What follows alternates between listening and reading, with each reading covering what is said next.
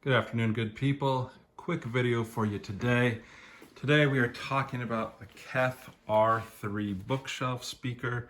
This is an 8 ohm speaker that dips down to 3.2 ohms.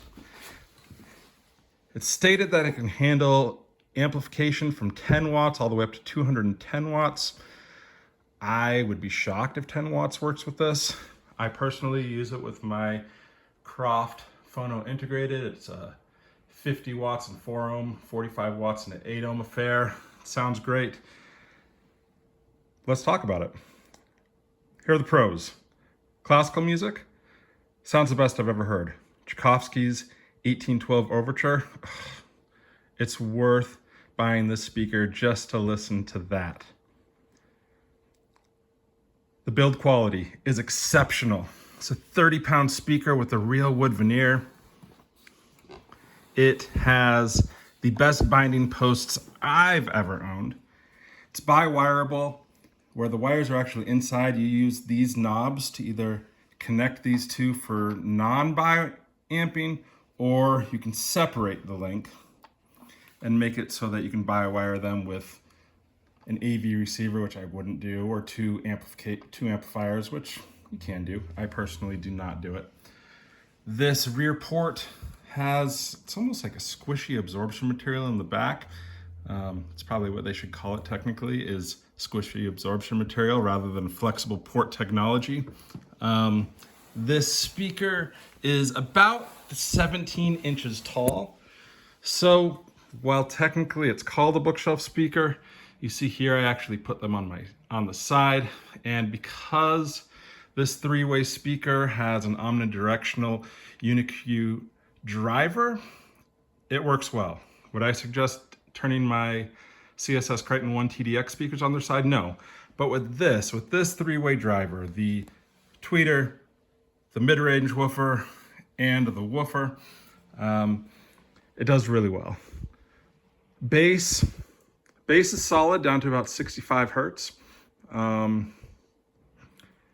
On James Blake's I'm So Blessed That You're Mine, this by itself can't hit all of the lowest notes on that song, but with a subwoofer, it's not gonna be a problem. Is it a deal breaker? Do I think you need a subwoofer with this? No, I don't, but just realize that the presence of the bass isn't all there, at least in my room, below 65 dB. It's completely enjoyable, but still it doesn't play quite with the heft that a subwoofer would have.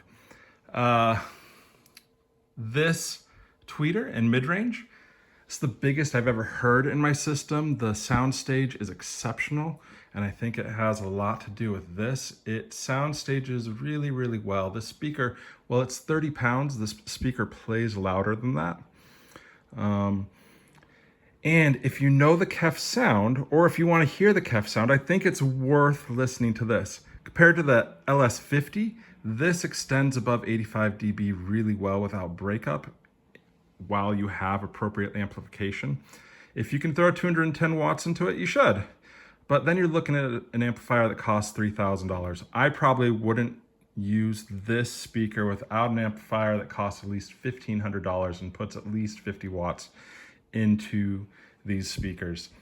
Some of the negatives, I mentioned that I paid $690 plus $150. I had to pay $150 because I contacted Kef because it came with this woofer. The woofers are aluminum and they damage really easily.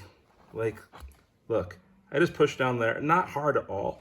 It dents super easy. So if you have kids, or if you have like 10 thumbs, I probably wouldn't get this because these long-term are probably going to get damaged. I mean, you of course can put on these grills, which I don't love it, but maybe you do. You can use the grill to protect it, but that's your choice. I just personally think that if you have risk factors in your home, this is gonna get damaged really easily.